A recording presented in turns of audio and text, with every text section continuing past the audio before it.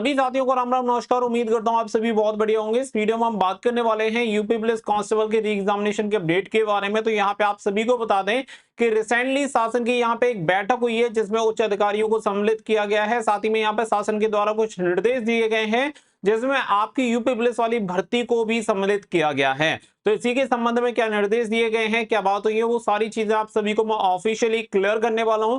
क्योंकि हर एक जो वीडियो बनाई जा रही है, अगर आप देख रहे हैं तो हर एक में हम ऑफिशियल नोटिस को ही शामिल कर रहे हैं। तो इस वीडियो में भी आप सभी के लिए ऑफिशियल जो अपडेट्स हैं वो आप सभी के साथ मैं शेयर करूंगा। तो वीडियो को ध्यान से जरूर देख लेना। वीडियो पसंद आए तो प्लीज वीडियो को लाइक शेयर करके चैनल को सब्सक्राइब कर लें और बेल आइकन पे प्रेस कर लें ताकि फ्यूचर में आने वाली हर एक अपडेट का नोटिफिकेशन आपको सबसे पहले मिलता रहे। आगे बढ़ते हैं। तो आगे बढ़ने से पहले 1 मिनट का भाषण ऐड करना चाहूंगा। तो आप सभी को बता दें कि देखो, हर व्यक्ति का सोचने का अलग अलग नजरिया होता है। कोई मेरे बारे में क्या सोच रहा है, कोई आपके बारे में क्या सोच रहा है, वो जैसा सोच रहा है वो सोचेगा। आप उसकी सोच पर कंट्रोल नहीं कर सकते। तो सेम सिचुएशन यहां पर भी अप्लाई होती है। अब जैसा व्यक्ति है वो वैसा ही सोचेगा, इसके ऊपर कोई भी जबरदस्ती नहीं है।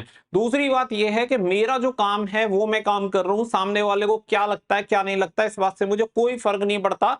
अगर कोई इस चीज के लिए ज्यादा परेशान है तो वो अपने एफर्ट वेस्ट कर रहा है, उसका कोई भी फर्क मुझ पे नहीं पड़ेगा। क्योंकि जब आप तैयारी कर रहे हैं तो आपके साथ भी सेम कंडीशन होगी। बहुत सारे लोग लैग पुलिंग कर रहे होंगे कि भाई बन गया, लग गई नौकरी, कहीं नहीं लगने वाली, इससे कुछ नहीं होने वाली। तो अब उनके ताने देख के आप अपनी नौकरी की तैयारी थोड़ी ना रोक दोगे। आप तो जिस तरीके से चल रहे हो उस तरीके से चलते रहोगे। तो सेम यही अपना तरीका है। और दूसरी बात यह है कि देखो, हर किसी का अपना अपना स्पेशलाइजेशन होता है। कोई पढ़ाने में अच्छा है, कोई समझाने में अच्छा है, कोई इंफॉर्मेशन देने में अच्छा है। तो हर किसी का फील्ड है। हम अपने फील्ड में काम कर रहे हैं, दूसरे लोग अपने फील्ड में काम कर रहे हैं। तो सबका अपना अपना काम है। लेकिन कोई किसी को कॉपी करेगा तो फिर मुझे नहीं लगता वो अच्छे तरीके से काम कर पाएगा। अब यहाँ पे नोटिस है। इससे पहले मैं आप सभी को एक और चीज दिखा देता हूँ। ये रिसेंटली डीएम हमीरपुर यूपी के पेज से अपडेट हुआ है जिसमें देखेंगे आगामी पुलिस भर्ती परीक्षा को आयोजित किए जाने के संबंध में कलेक्ट्रेट सभागार में बैठक कर संबंधित आवश्यक निर्देश दिए गए। तो यहाँ पे देख सकते हैं कैसे कैसे टैग किया गया है, वो भी आप यहाँ पे देख पा रहे होंगे। इसके अलावा एक न्यूज़पेपर कटिंग भी आपको देखने के लिए मिल जाएगी। निर्धारित मानक व नियमानुसार बनाए जाएं सभी परीक्षा केंद्र। तो इसमें भी बात की गई है इसी चीज को लेके। आप सभी को बता दें कि इससे पहले जो चीज हुई है वो भी मैंने नोटिस में आप सभी को, कल वाले नोटिस में आप सभी को बता दी थी। उसके बाद और भी कई चैनल ने सेम फिर उसी वीडियो को बनाया है। आप सभी को फिर शायद यकीन हो गया होगा, अगर मेरी बात पर नहीं हुआ होगा तो। अब देखो, मैं इस नोटिस की तरफ चल लेता हूं। यहाँ पे देखेंगे वीडियो कॉन्फ्रेंसिंग का ये नोटिस है जिसमें आप देखेंगे किसके द्वारा है, जेएल यादव जो कि संयुक्त सचिव हैं उत्तर प्रदेश शासन के सेवा में। देखेंगे तो अपर मुख्य सचिव, प्रमुख सचिव, साथ ही में यहाँ पे समस्त मंडलायुक्त, जिलाधिकारी, साथ ही में राहत आयुक्त उत्तर प्रदेश शासन, साथ ही में उत्तर प्रदेश के समस्त पुलिस आयुक्त, वरिष्ठ पुलिस अधीक्षक और पुलिस अधीक्षक सम्मिलित किए गए हैं। डेटेड देखेंगे तो 25 जून का ये नोटिस आप सभी को देखने के लिए मिल जाएगा। जो भी अपडेट मैं आपको दे रहा हूँ रिसेंट अपडेट देता चल रहा हूँ। यहाँ पे अगर आप देखेंगे, विषय मुख्य सचिव उत्तर प्रदेश शासन की अध्यक्षता में प्रत्येक मंगलवार को शासन के प्राथमिकता के कार्यक्रमों के संबंध में वीडियो कॉन्फ्रेंसिंग का आयोजन। तो आप सभी को पता है कि कल आप सभी का यहाँ पे ट्यूसडे था और ट्यूसडे को लेकर ये नोटिस यहाँ पे जारी हुआ था और मंगलवार को यहाँ पे एक बैठक हुई है जिस बैठक में कुछ निर्देश दिए गए हैं। अब इस बैठक में निर्देश को अगर आप देखेंगे तो यहाँ पे कुछ चीजें हैं जो कि बताई गई हैं कि प्रत्येक मंगलवार को वीडियो कॉन्फ्रेंसिंग होगी जिसमें सभी एसपी, एसएसपी, डीएम वगैरह सभी सम्मिलित होंगे। इसके अलावा हमारे लिए जो सबसे महत्वपूर्ण चीज है वो पॉइंट नंबर 1 है, जो कि आप विभाग देख सकते हैं, गृह विभाग। और गृह विभाग में एजेंडा अगर यहाँ पे देखेंगे तो नंबर 1 पे ही आपको दिया गया है कि पुलिस भर्ती हेतु परीक्षा केंद्रों का चयन। तो आप सभी को पता है कि जो सेंटर्स की सूची है, इसके लिए आप सभी जानते हैं कि एग्जामिनेशन को कंडक्ट करवाने के लिए नोडल ऑफिसर भी नियुक्त यहाँ पे हो चुके हैं। साथ ही में सेंटर की जो लिस्ट है वो काफी हद तक भेजी जा चुकी है। साथ ही में कुछ सेंटर्स ऐसे रह गए हैं जिनका चयन अभी तक नहीं हो पाया है। तो इसके संबंध में भी यहाँ पे बताया गया है और ये एजेंडा भी रहा है कि पुलिस भर्ती हेतु जो परीक्षा केंद्रों का चयन है वो आप सभी को करना है, किन किन चीजों का ध्यान रखना है उसके संबंध में, जैसा कि इस न्यूज़पेपर में आप देख सकते हैं। और बाकी की बहुत सारे पॉइंट है जिनके बारे में ऑलरेडी हम डिस्कस कर चुके हैं। अब देखो, ये जो भी चीजें निकल के आ रही है मैं आप सभी को ऑफिशियल बता रहा हूँ, कोई ऐसा नहीं अपनी तरफ से रैंडम आप सभी के लिए कह रहा हूँ। आप सभी को अगर भरोसा नहीं है तो आप सभी को एक चीज पता होगी कि पहले मैं आप सभी के लिए रेडियो ऑपरेटर के लिए वीडियो बना रहा था, लेकिन रेडियो ऑपरेटर में हो क्या रहा था कि बच्चों को लगने लगा कि शायद इंफॉर्मेशन सही नहीं है।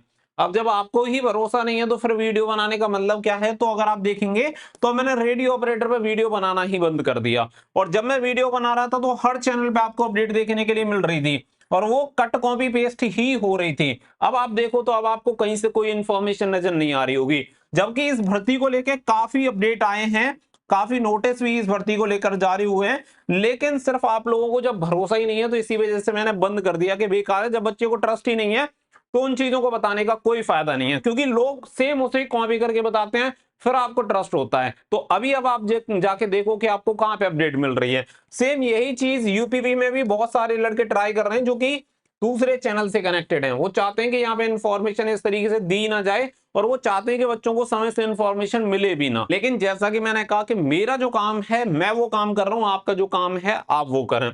इसके अलावा यहाँ पे देखो, एक चीज निकल के आती है हर बच्चे के दिमाग में, और सबसे पहला सवाल सिर्फ एक ही होता है कि आप ये बता दो ये एग्जाम डेट क्या हो सकती है। भाई सीधी सी बात ये है कि एग्जाम डेट मैं तो डिसाइड करता नहीं हूं, मेरा काम है इन्फॉर्मेशन देना, जो कि मैं आप सभी को एकदम 100% ईमानदारी के साथ दे रहा हूं। एग्जाम डेट की अगर हम बात करी जाए तो एग्जाम डेट एक्सपेक्टेड जो मेरे अकॉर्डिंग अगर आप पूछे तो मैं अभी भी कहूंगा कि मुझे लग रहा है कि जुलाई में एग्जामिनेशन संभव है।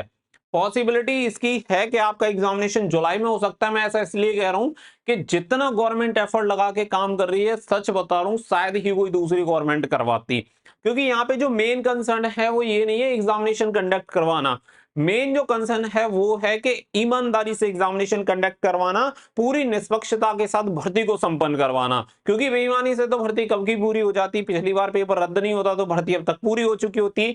लेकिन यहाँ पे जो मेन सब्जेक्ट है हर जगह सिर्फ यही है कि भर्ती को निष्पक्ष तरीके से कैसे करवाया जा सके, और यही आपके लिए भी सबसे पहला प्रायोरिटी यही होनी चाहिए कि भर्ती भले ही देरी से हो लेकिन पूरी निष्पक्षता के साथ होनी चाहिए। अगर आप इस चीज पे प्रेशर डालेंगे कि एग्जाम जल्दी से जल्दी हो, तो जल्दी से आपका काम नहीं होने वाला बेटा, इतना अपने दिमाग में क्लियर रख लो। जल्दी से कुछ नहीं होगा, होगा तो ईमानदारी से पूरी ऑनेस्टी से भर्ती होनी चाहिए, तभी जाके नौकरी मिलेगी। अदरवाइज अगर तुम्हारे पास पैसे नहीं है तो पूरे की पूरे चोर भर्ती हो जाएंगे, आपका पढ़ने का ना पढ़ने का कोई फायदा नहीं होगा। तो जो भी चीजें चल रही हैं वो मैं आप सभी को अपडेट देता रहूंगा। आप अपनी पूरी मेहनत से सिर्फ पढ़ाई करते रहिए, फिजिकल की तैयारी करते रहो। भर्ती में भले ही महीने 2 महीने की देरी हो जाए लेकिन भर्ती होगी ईमानदारी से, और नौकरी भी लगेगी। जो आपका और आपके परिवार का सपना है वो इसी भर्ती में पूरा होगा, अगर आप खुद पे विश्वास रखेंगे और ईमानदारी से पढ़ाई और मेहनत करते रहेंगे। तो उम्मीद है कि चीजें आपको स्पष्ट हुई होंगी। हाइपरनेस से या फ्रस्ट्रेशन से या किसी दूसरे व्यक्ति में फ्रस्ट्रेशन निकालने से उसका कोई मतलब नहीं है, क्योंकि बहुत तरह के असामाजिक तत्व हैं, उनका कोई मतलब नहीं है उन्हें आके कमेंट में कुछ भी अनाप शनाप बोलना है। भाई जो जैसी परवरिश होती है व्यक्ति की वो वैसा ही दिखाता है, तो उसमें कोई दिक्कत वाली बात नहीं है। अब जिसे जैसा लगता है वो कर सकता है, लेकिन आप सभी अपनी तैयारी पे फोकस करो, बाकी का किसी भी चीज पे आपको ध्यान नहीं देना है। रही बात अपडेट की, तो मैं 1 दिन में 2 दिन में 4 दिन में जब भी कोई नोटिस आएगा तो मैं आपके लिए वीडियो बना दूंगा। 8-10 minute 15 minute max to max हो सकती है, इतना समय निकाल लो। इतना समय तो हर कोई निकाल लेता है, तो मुझे नहीं लगता कि इसमें आपका टाइम वेस्ट हो जाएगा। आपके लिए अपडेट जरूर मिलेगी और वो भी 100% ऑथेंटिक। मिलेंगे नेक्स्ट वीडियो में, बस अपना प्यार और सपोर्ट बनाए रखिएगा। So thank you for watching. जय हिंद, जय भारत।